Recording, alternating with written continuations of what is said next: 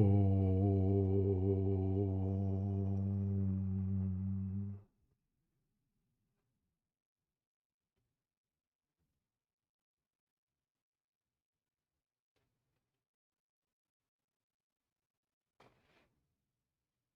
Sit alert.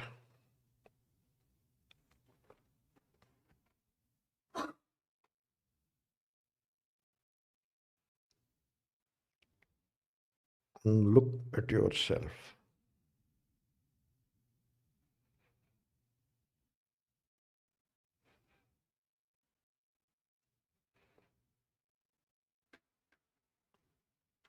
One has to ask a question to oneself. Can I listen to the speaker without any resistance?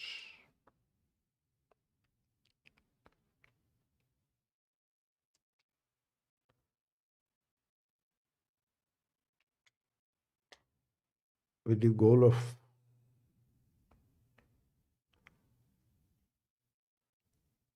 understanding and then thinking about it.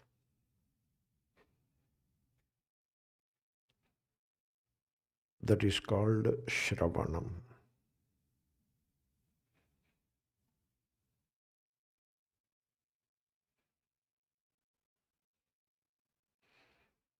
You do not say yes, and also you do not say no to whatever you hear.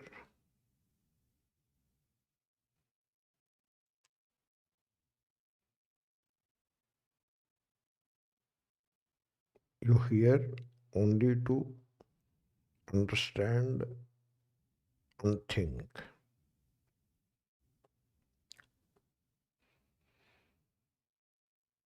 That is called Shravanam.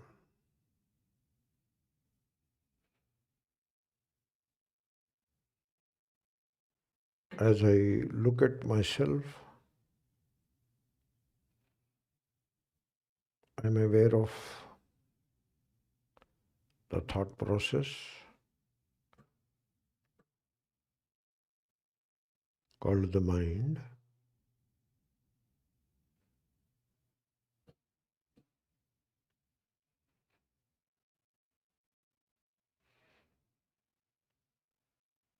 And aware of the intellect,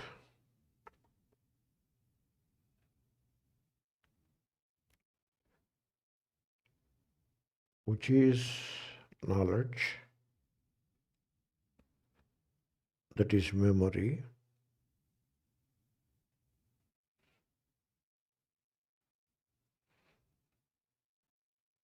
in the brain,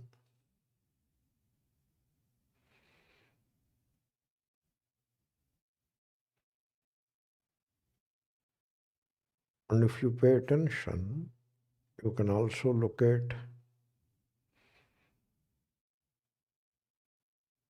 the me and mine in the brain cells, me and mine in the head.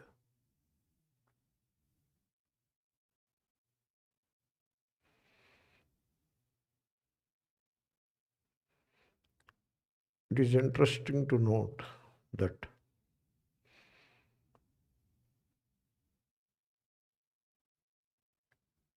the sense of me and mine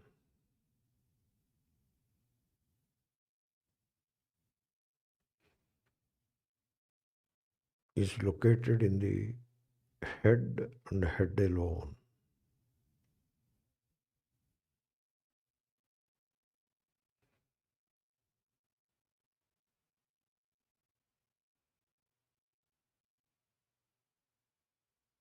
The sense of me and mine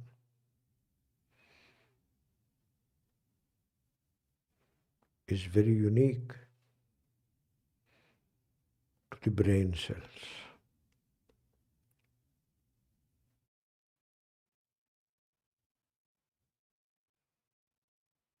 And that is the person.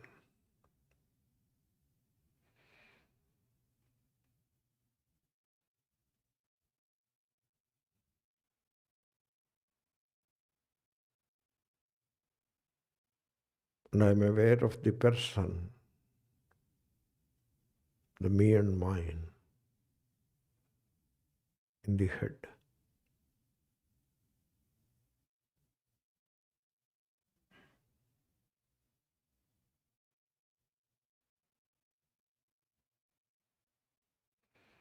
The person defined by the me and mine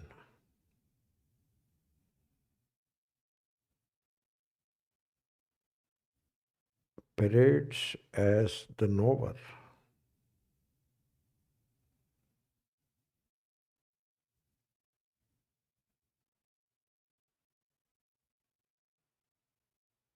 Whereas now I am aware of this person.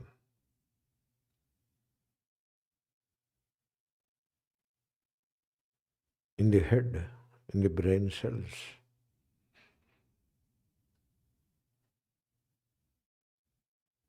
And therefore, the person is not really the subject.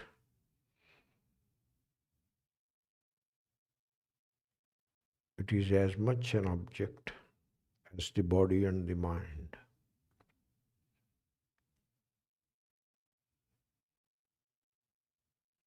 The person is very much the function of the brain cells.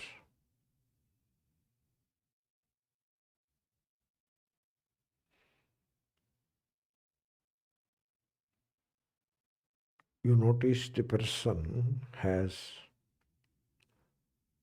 desires,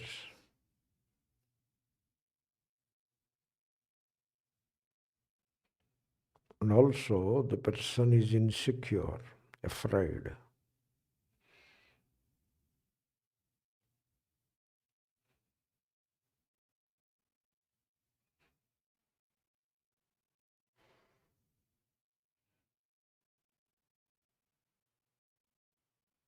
All of that movement, the me, the mind, the desires, the fears,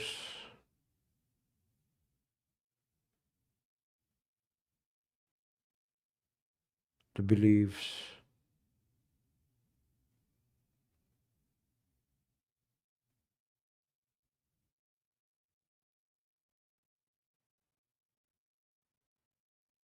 are unique to the person in the head.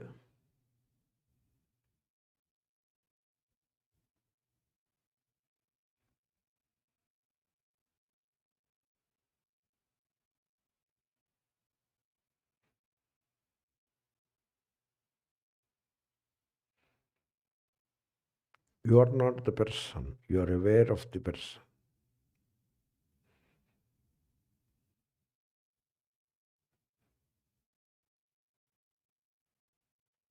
Be careful not to identify with the person.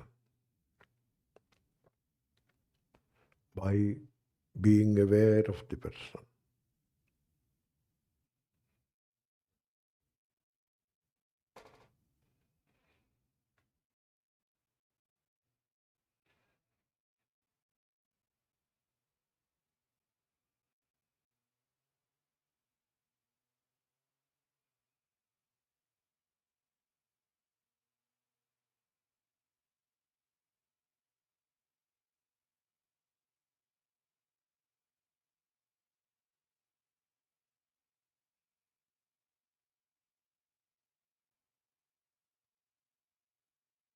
As you are aware of the person, in the head in particular,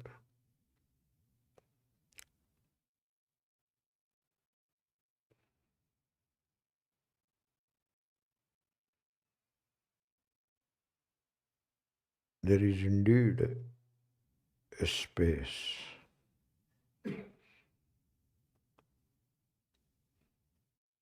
with reference to the person. Person in the head.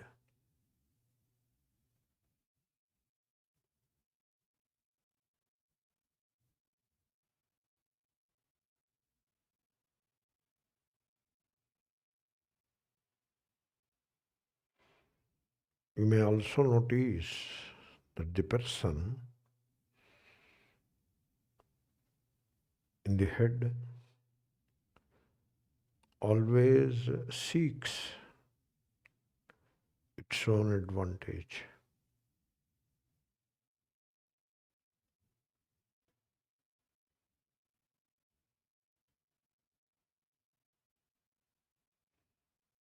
All of that is the person, the me.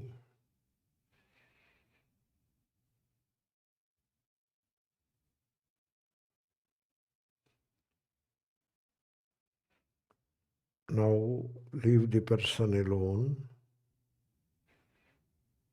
and come down to the heart and abide in the heart as the pure being.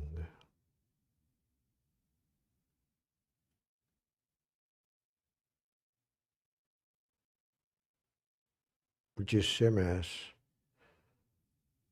the impersonal awareness.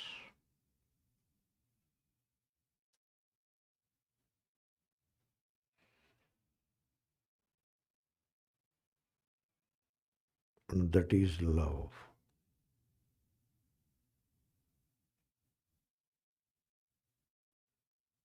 And that is freedom.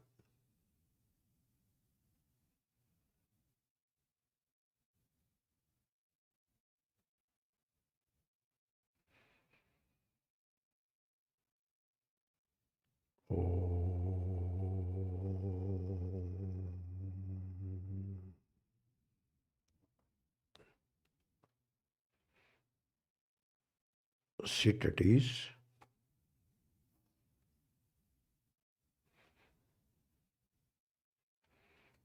And open the eyes slowly.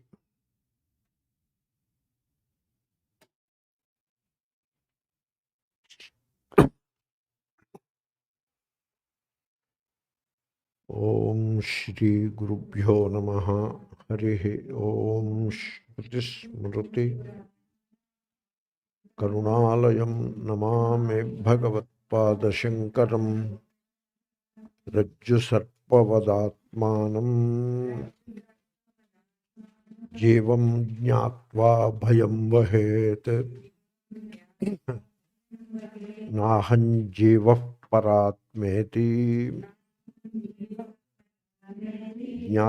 cennirbhayo bhavet.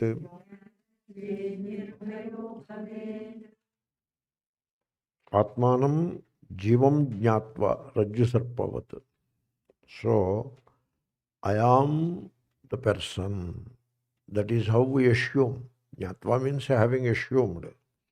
That is the assumption. Under the assumption parades as the truth. I am the truth. So when the person is the truth, then the person seeking advantage to itself is, it becomes normal. And the person's desires appear meaningful. They are meaningless, but they appear meaningful. And the person is ever insecure and afraid, and that also becomes a normal. All abnormalities become normal. That is how we live. And all this because of the false assumption that I am the person who was born. The person was always, person has a birth, had a date of birth. The person was born. And the person lives in fear of life as well as the fear of death. And so that person has beliefs. And therefore the person is also a religious entity. The person has a religion. So this is the person. And here we are focusing on bhayaṃ vahet. The person is insecure. That is how people live. In fact, most of us, as we grow older, become frightened.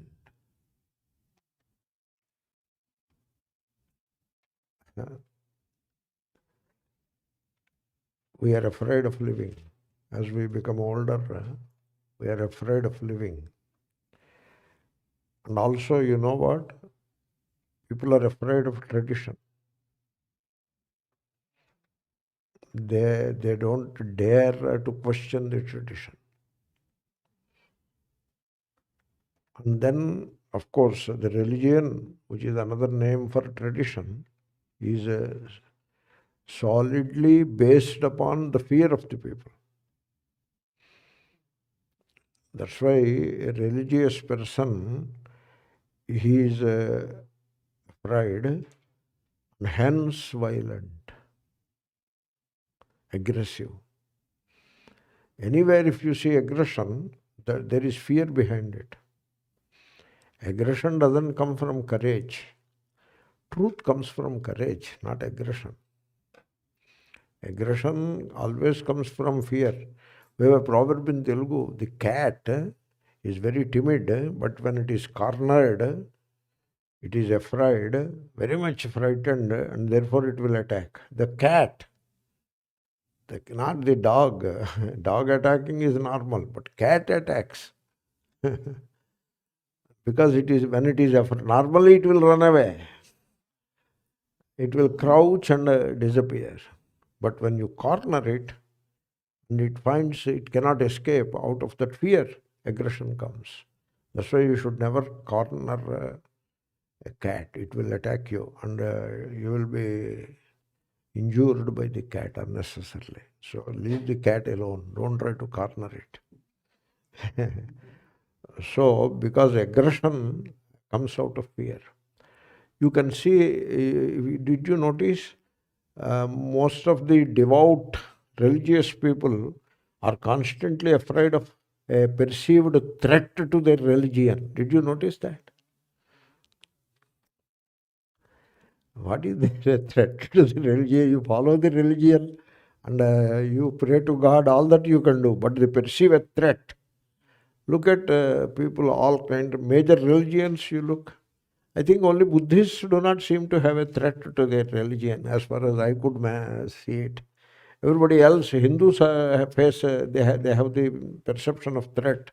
Of course, all other Abrahamic faiths, they feel constantly the sense of threat. That is the religious mind. So, therefore, we are afraid of tradition. And that's why people follow tradition out of fear. They don't know that it is the fear which makes them follow tradition. You know what they do? They give the name devotion, bhakti, to fear. In fact, it is considered the more you are afraid, the more you are devoted. That is how they look at it. Very unfortunate, So then, of course, the person is afraid of death. This is bhayaṃ vahet, carries fear in one form or the other, whole life. Most of us have fear in one form or another. So, when there is fear, there is no thinking, you know that? Because thinking requires freedom. When that psychological freedom is not there, there can be no thinking. And when there is fear, there is no freedom. Freedom and love go together. And fear makes people slaves. Fear is very dangerous. They become slaves. Slaves to a system, slaves to a tradition, whatever.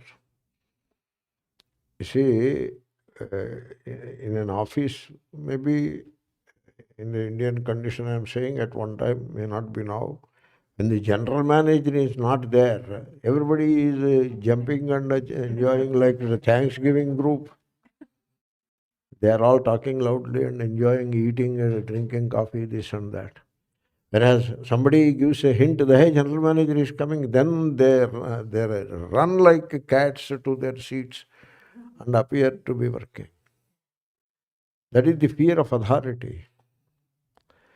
And that fear, that authority is economic authority.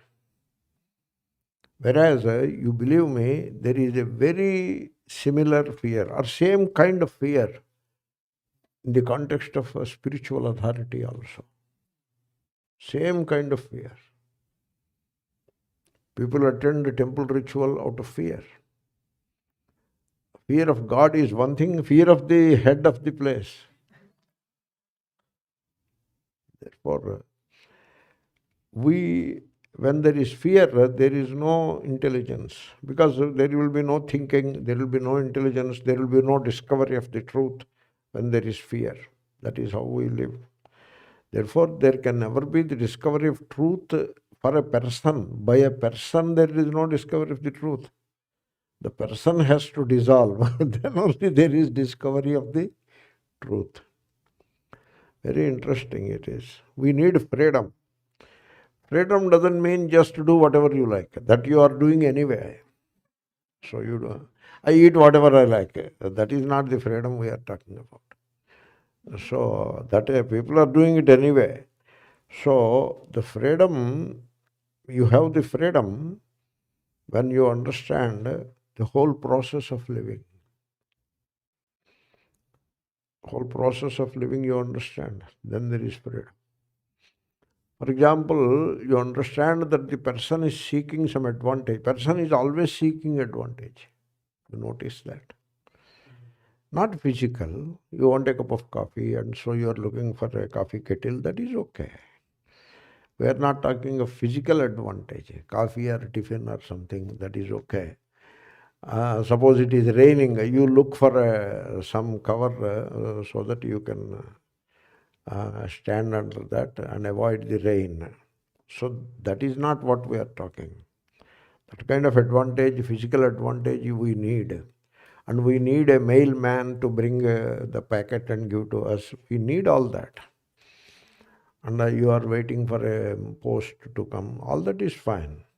But we are talking of the psychological advantage. In a relationship, husband, wife, son, father, mother, etc., they seek a psychological advantage in the relationship, particularly so with the grown-up children, the elderly parents. They seek some kind of psychological advantage from the children. That is how the rift begins. And between wife and husband also, this element of seeking psychological advantage could be there. And that is very problematic. So, means I am comfortable in even my wife is around. I am comfortable when my wife is around. So you may not articulate it in so many words, but that is how people live.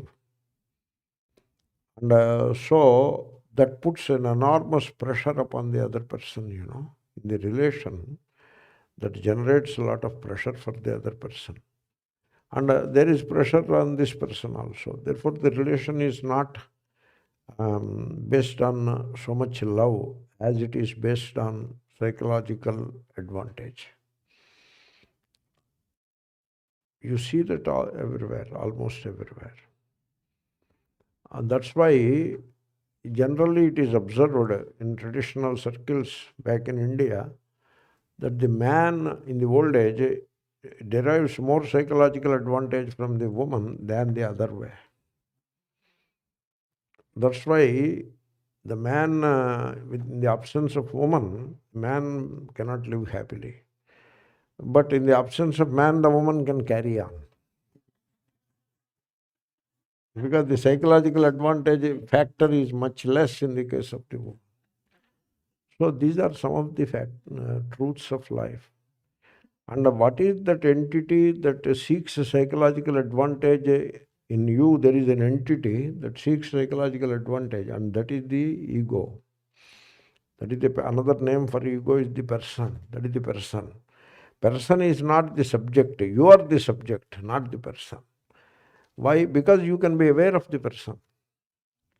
You can see, you examine the relation, look within, don't deny, don't judge, don't condemn, don't deny, don't do any of those things, and just be a neutral witness and watch how the movement of relationship. The relationship is always a movement.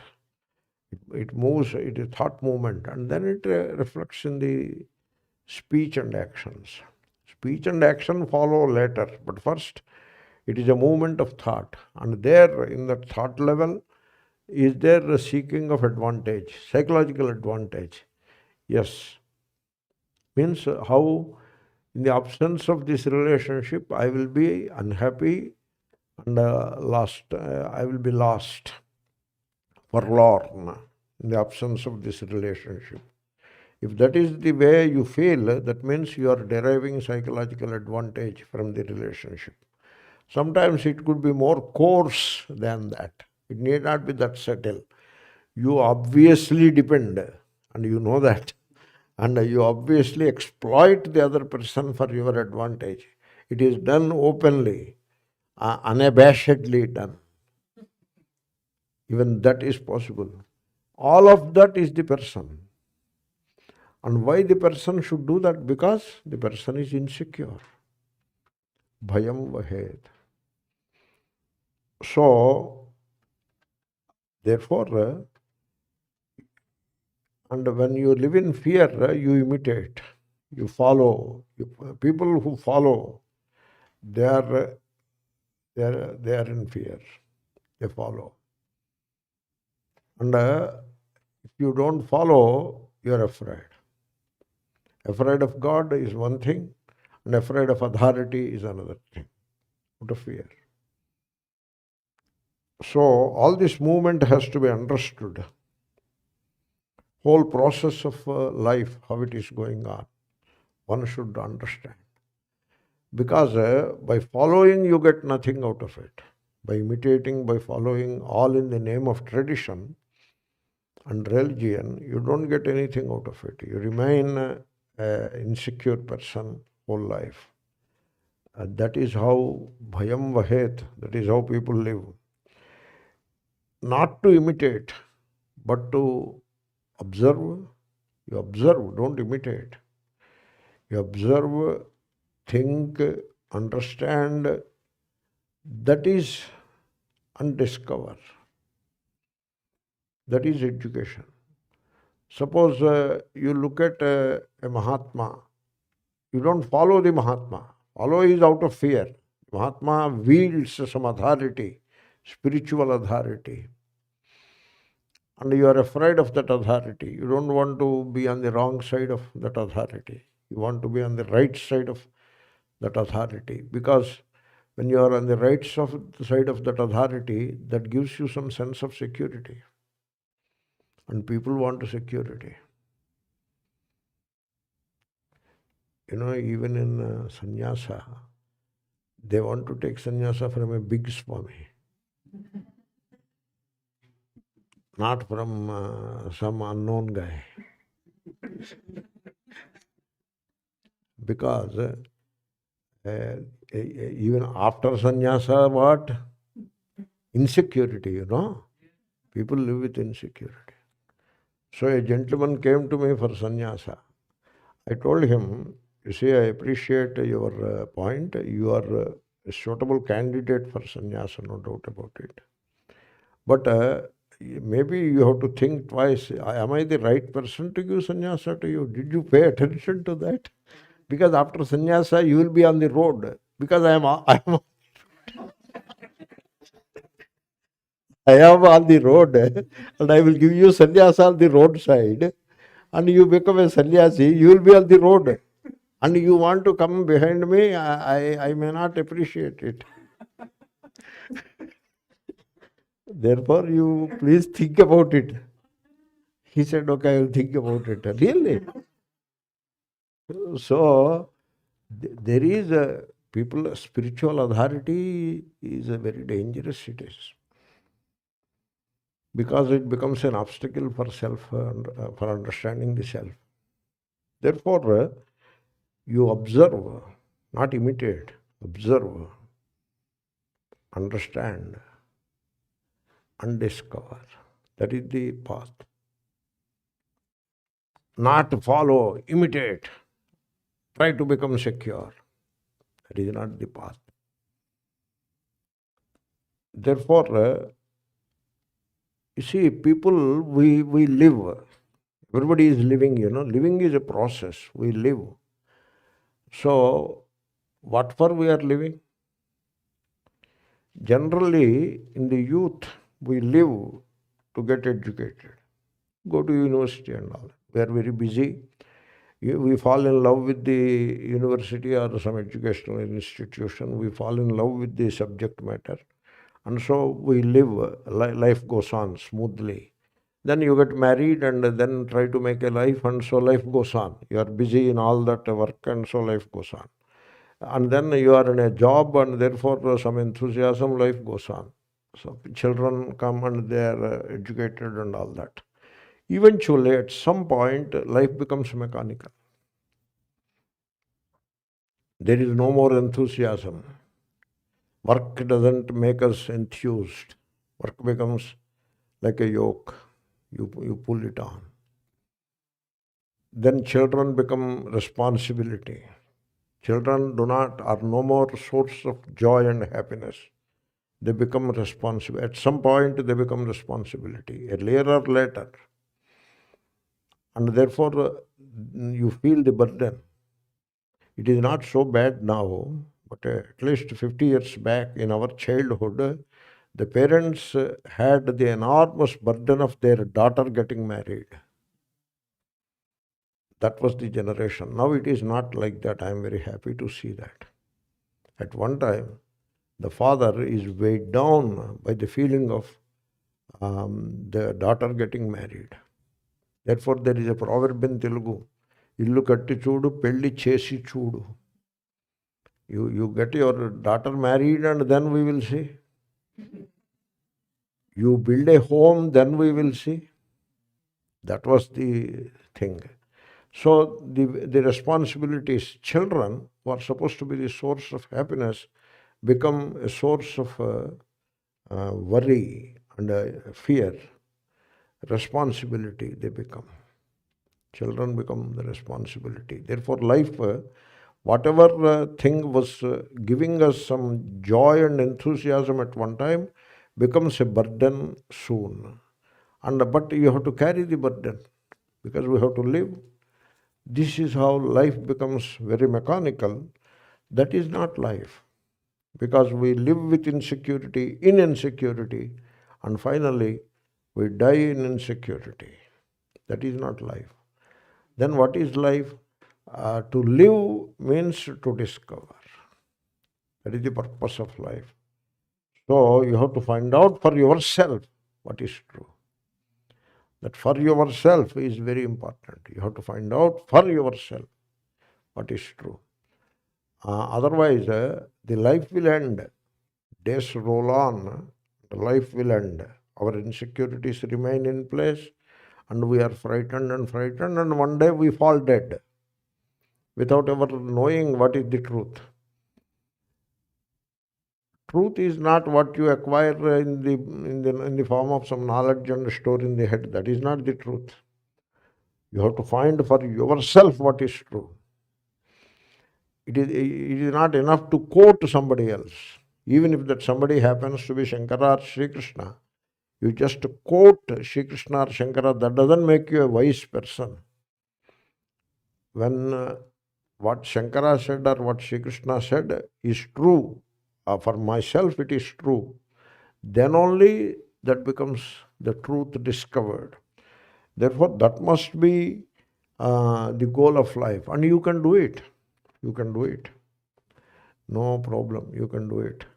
Only precondition is there must be freedom, not fear. Freedom from fear. So, when there is freedom, then also there must be a revolution inwardly, a constant revolution inwardly. You should not remain the same insecure, covetous person whole life. There must be that inner revolution, inner transformation. So you should move away from the covetousness into desirelessness. The covetous is the person, the desireless is the Atma. The impersonal, awareful being Atma, that is the desirelessness. Whereas covetous is always the person is always the covetous thing. Therefore, you should make that revolution. It is a revolution. That inner revolution should be there in life. And it should be there within yourself. There must be the revolution all the time. So, that is how people have to live. Bhayaṃ vahet. You see, this is a crazy world in which everybody means the gurus of the world teach you to follow. They don't teach you to think, to question. They don't teach you that. Did you come across any guru who told you to find out what is God for yourself? This is a crazy world. They prepare a formula of God and they are keeping it with themselves, and whosoever comes, they give it to them. This is the Tirtha Prasada culture. You know that? Go to a guru, he will give you Tirtham and Prasadam. Ready-made Tirtham and ready-made Prasadam. Already puja is already finished. And that is how Tirtham and Prasadam are generated. And you come in line, so Tirtham is given, Prasadam is given. Sometimes the Guru gives a Prasadam in a very discourteous way. He takes it and throws like that. Did you notice Guru's doing that? Because he is afraid of touching you. He will become defiled. This is the culture. This is the crazy world. No Guru tells you, you know the world. You don't know yourself. You think you know the God. No, you do not know God. You do not know yourself, you do not know God. And you think you know the world. You do not know the world also. Please come, take seat. There is seat. And therefore you have to find out for yourself. You have to discover for yourself. The preceptor can only show you the way, the pointer. But discovery should be there on your side. And there can be no discovery of the truth without freedom. When you are in fear, there can be no discovery. And as long as you remain a person, you live with the fear. You cannot overcome fear. Therefore, you have to understand yourself correctly. You are not the person. So, you have to, this understanding is not an ordinary understanding. It is nothing short of an inward revolution. So, you have to examine deeply and constantly, and then you have to learn constantly, and then you find the truth. Another name for the truth is God or love. That is how one finds the truth.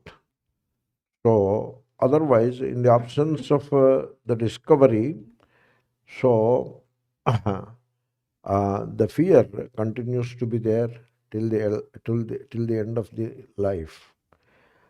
Also, in life, you learn constantly. Learning doesn't end one day. It is not that one degree is announced and you took the certificate, the learning has come to an end. It is never like that. Learning is a constant thing, and you are learning throughout your life.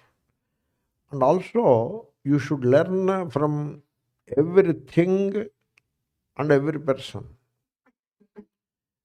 You should not declare such and such. This is another fad with people. Such and such is my Guru. Now he will learn only from that Guru. He will not learn from anybody else. And that Guru is not around.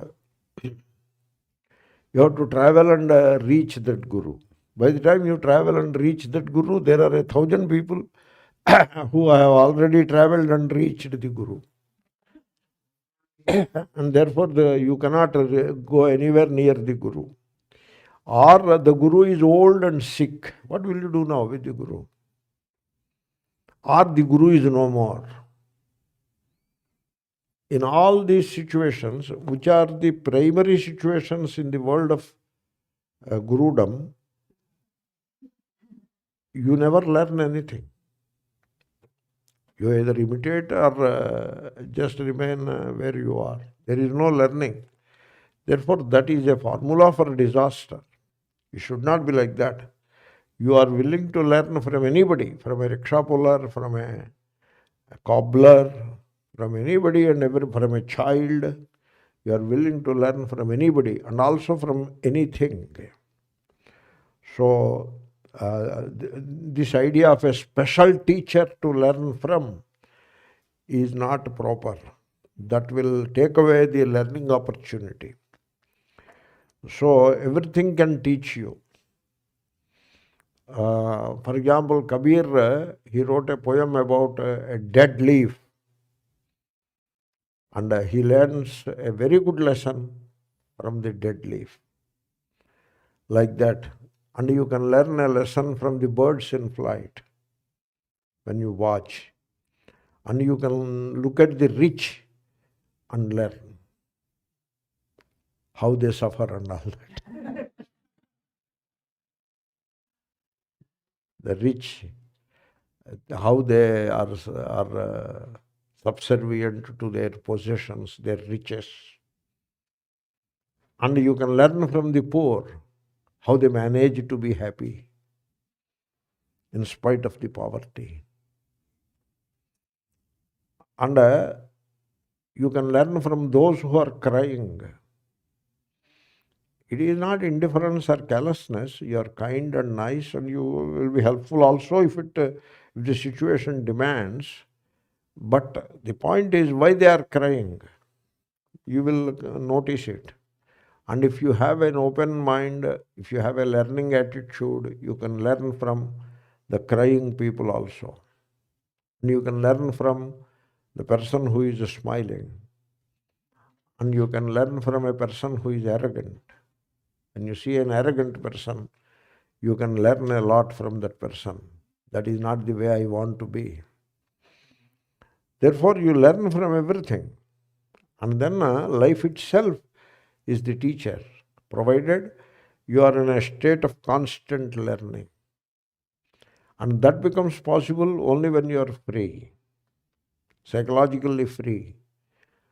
And that is possible only when you do not live in constant fear. And then as long as you are the person that you imagine yourself to be. This we have seen a lot already. Maybe I am repeating also. As long as you take yourself, you assume yourself to be the person born on a given date to a set of parents at a given place and time, and therefore die in future. And then defined self-definitions will be there, defined by caste, creed, race, religion, etc. And always desiring something or the other, the person. Always living in insecurity. As long as you assume yourself to be that person, having a belief system, kind of holding on to a given belief system in the name of a religion. So as long as you take yourself to be the person, there is no freedom from fear. And that's why any person who is trying to overcome the fear, that effort is meaningless. It is not going to set the person free from fear. Suppose the person is afraid, and then he goes to some priest and performs a ritual to overcome the fear. There are rituals to overcome the fear, right? Now, who is trying to overcome the fear? The person. That makes the fear more concrete. It never takes away the fear from the person. In India, you have to see to believe it. I say India because I come from there, and here the society I'm not deeply aware of. In India, they wear all kinds of talismans and all that to the hand, in the neck. So once I met a person who is super rich, and he was wearing 3 or 4 talismans to the hand, to the shoulder, and then 2 or 3 hanging from the neck. So many talismans out of fear. And super rich, very much afraid. I wanted to tell him, take a scissors and cut off all those talismans and throw them away. And learn to be free from fear. These are all out of fear.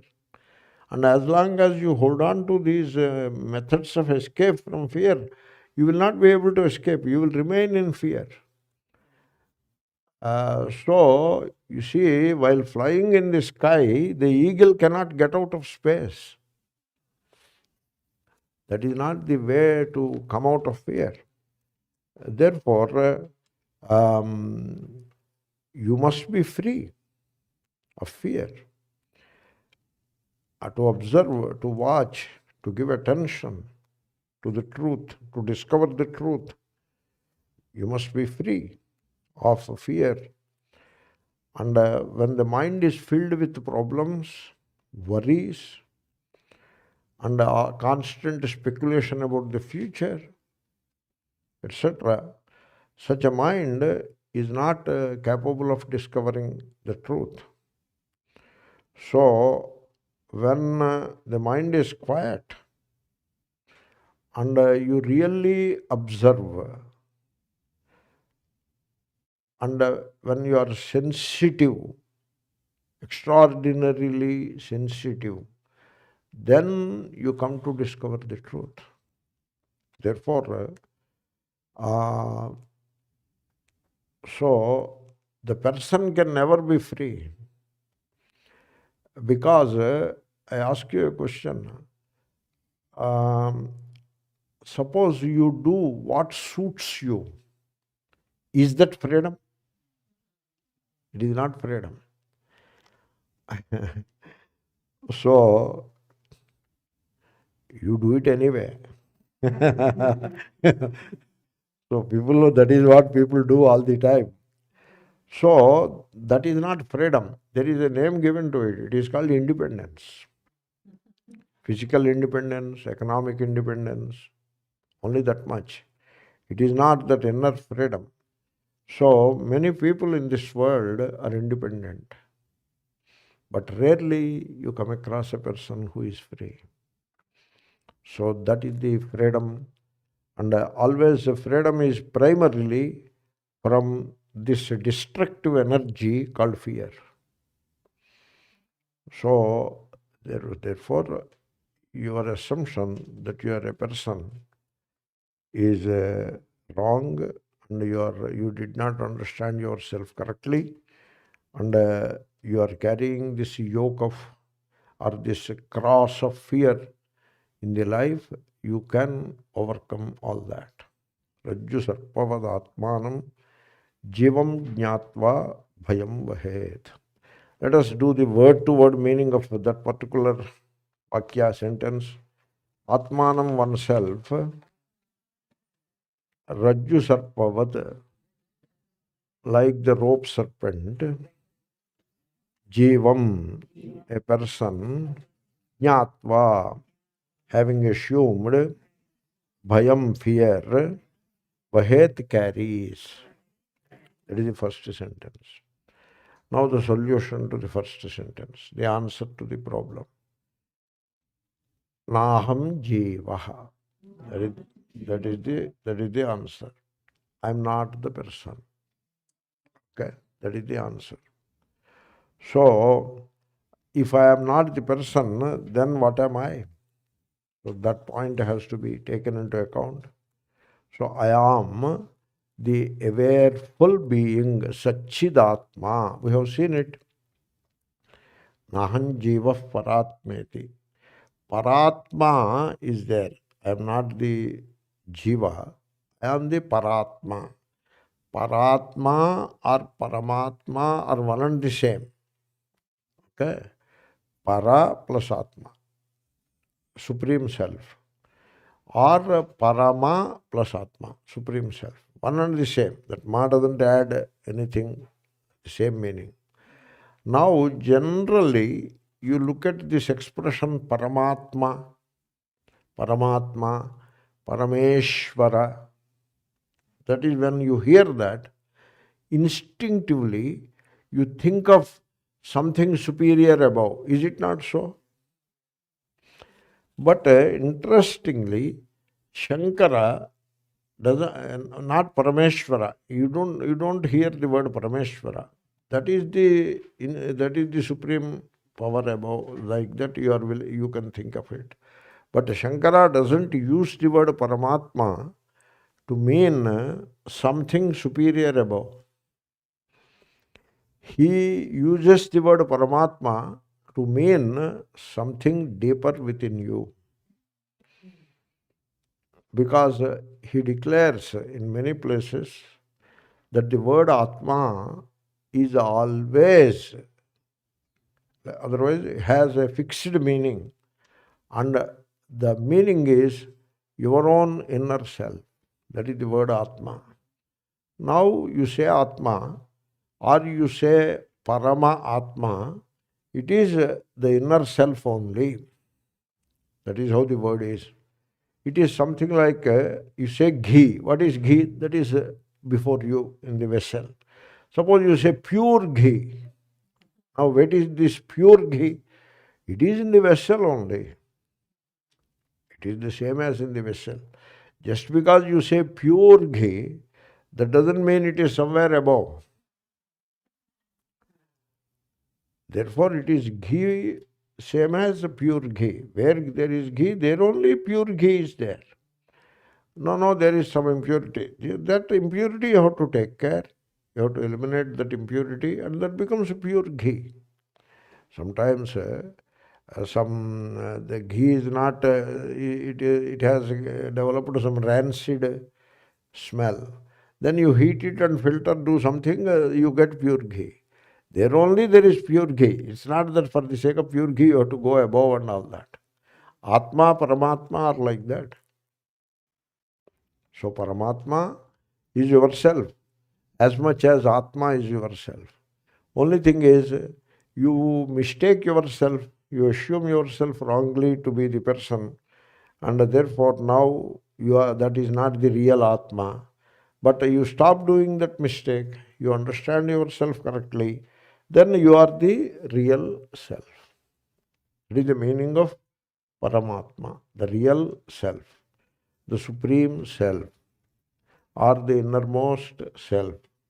That is what you are. You are not this insecure, covetous person.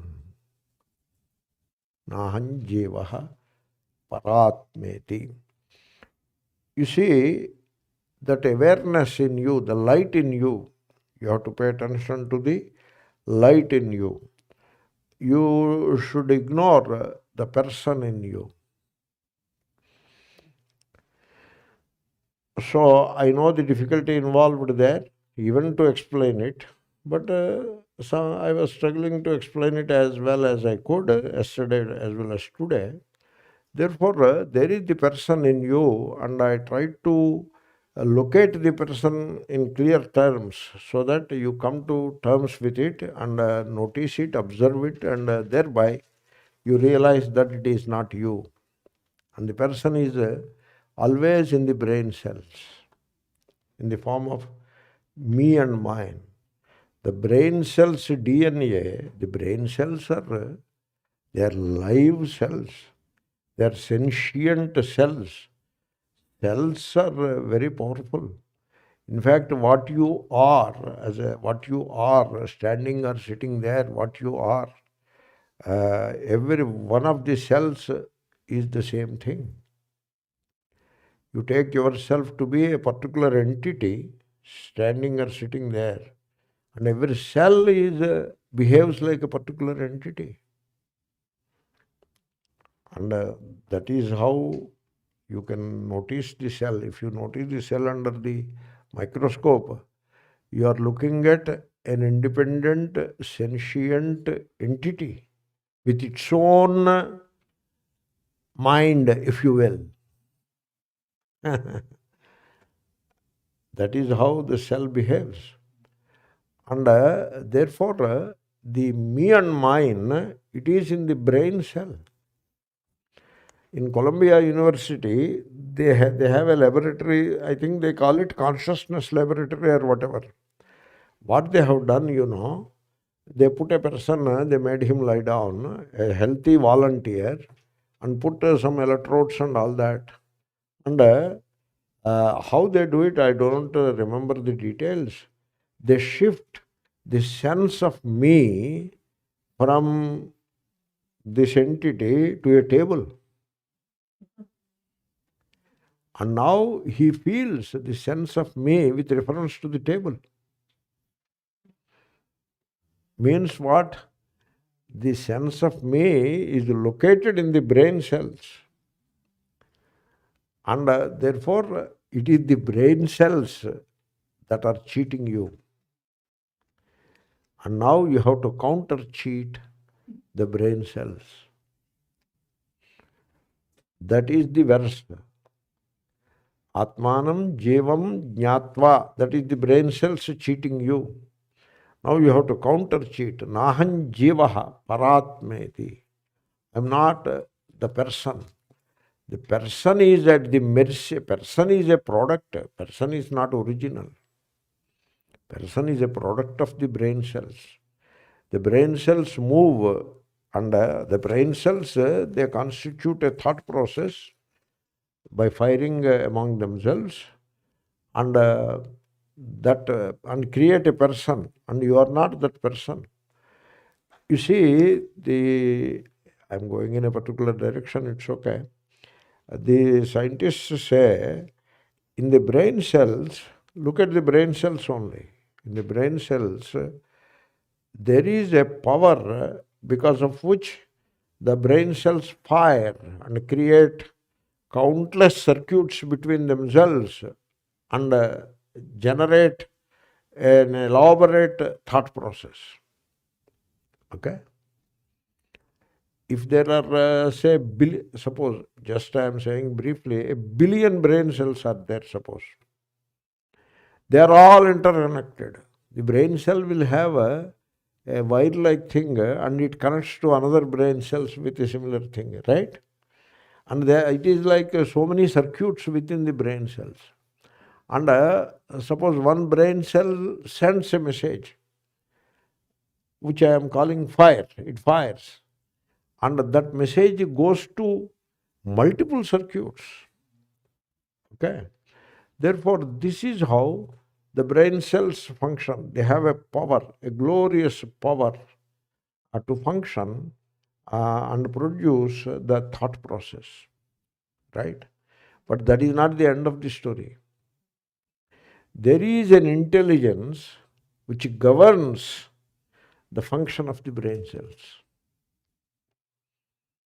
Okay. Now, the power to produce a thought process, it belongs to the brain cells. Certainly it belongs to the brain cells. But the intelligence which governs the operation of the brain cells, it is in the brain cells, certainly, but not of the brain cells. Therefore, in you, there is the thought process. That is not the end of you. There is the thought process, and over and above that thought process, there is an intelligence, an awareness, an inner light, in which this thought process is able to function, by which or because of which the thought process is able to function. And that intelligence, which is the awareness pure, And that is the foundation of human existence, that inner light. And it is the original. Thought process is not the original. And the me, the person, which is a product of the thought process, is not the original. It is not the real subject. It is an object as anything else. Like the body is an object, the organs are an object, the mind is an object, the person is also an object. And you are not the object, you are the real subject. And therefore, that's why they say, the subject should not be misunderstood as a person again. One person you dismiss to create another person. No, you should not do that. That becomes Dvaita. So in Dvaita, they present the devotee as a person, and then they present God as a super person. And now, to make the God really super person, you have to make the devotee really a useless, mean person. That is the mechanism. And this mechanism is so evident, so gross it is, so evident, so it is presented so vividly in Dvaita schools. In Dvaita school, the person who, the master of ceremonies, he takes the mic and he conducts all the proceedings. You know how he addresses? You have to listen to his addressing. So he begins as, I am the slave of the all slaves here. That is how he begins. And as the worst possible slave, I beseech the Mahatma, Dasoham. The Dasa is beseeching the Mahatma to bless all of the slaves who are, what is that language? You must have heard this language. Very painful language it is, but they take pride in that language. That is how the person dictates the religious life.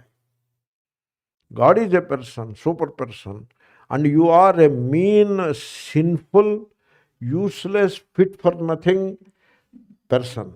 The more fit for nothing you are, the better devotee you are.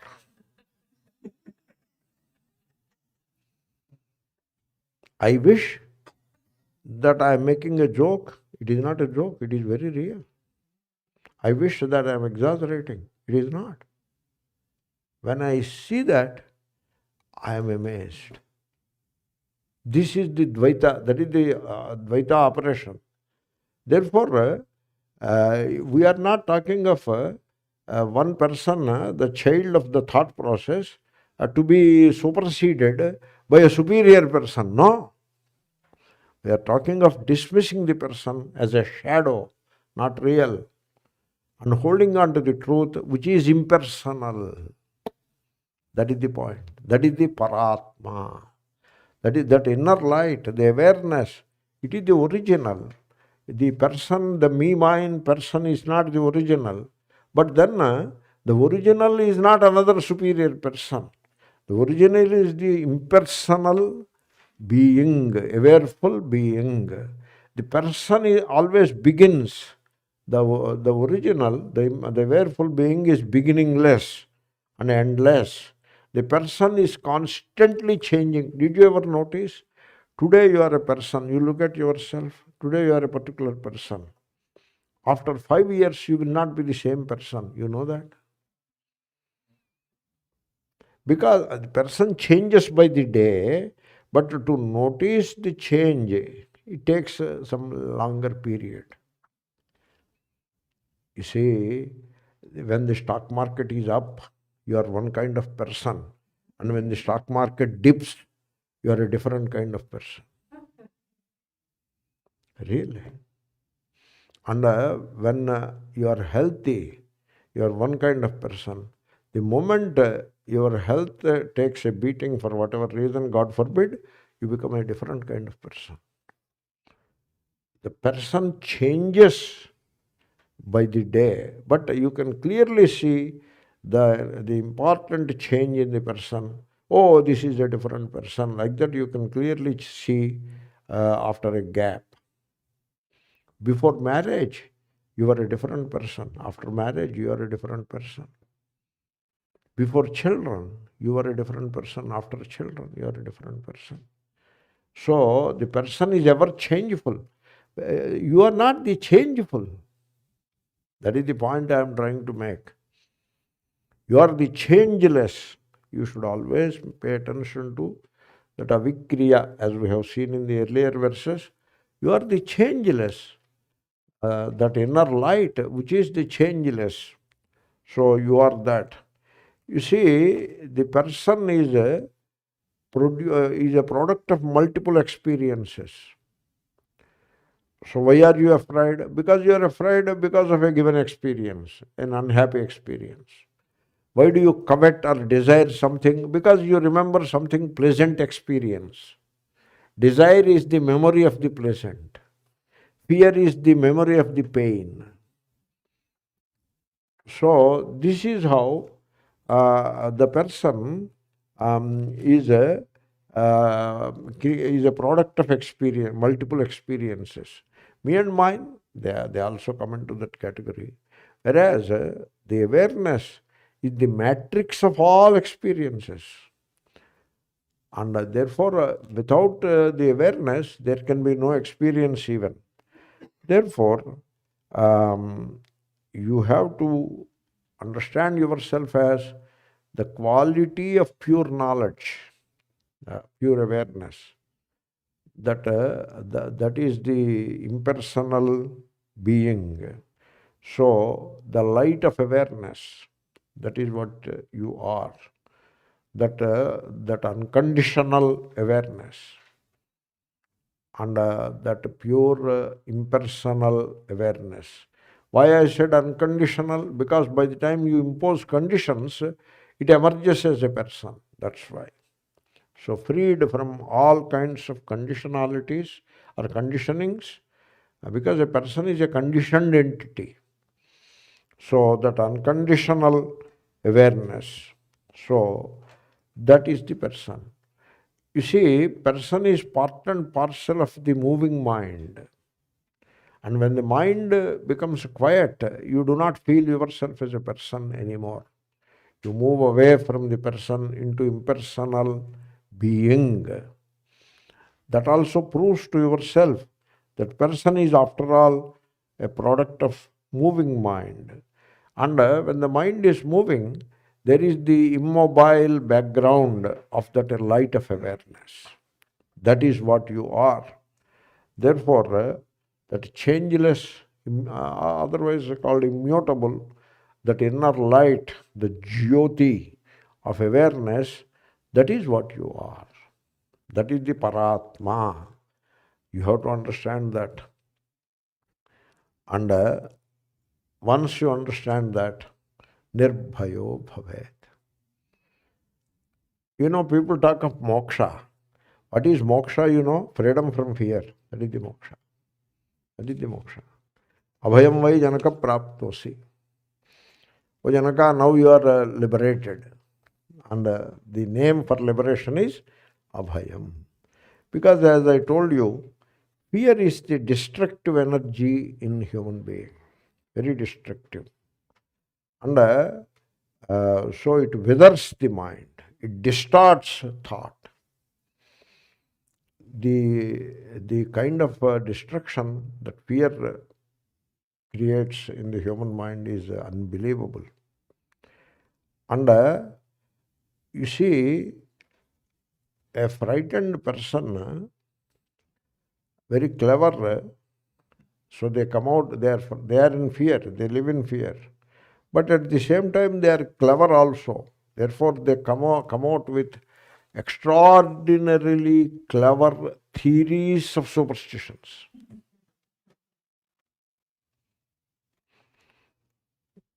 That is how a person who is afraid, who is in fear, comes out with. He is afraid of spiritual authority, he is afraid of God, he is afraid of tradition, he is afraid of the future. You got the point? He is constantly afraid of the future. Afraid means, so not that he will shake with fear, not that way. Before I conclude, you should understand that there is a difference between fear and intelligence. Suppose you see a rattlesnake and step back. That is not fear. That is intelligence. Okay? Suppose you find yourself moving towards the edge of the balcony where it is a sharp fall. You see that you are closer to the edge and you step the other side. That is not fear. That is intelligence. But people think that is fear. People misunderstand, Suppose I am moving closer to the edge of the balcony and suddenly I notice it and step back instinctively. That is not fear. The people laugh. Oh, look at him, he is afraid. That is not fear. That is not fear. Suppose a lizard falls on my head. That is not fear. That is life's instinctive response to a perceived threat. It is not the mind and all that. It instinctively happens, spontaneously happens. That is not fear. You know what is fear? You keep your horoscope before you and you start imagining about your future. That is fear.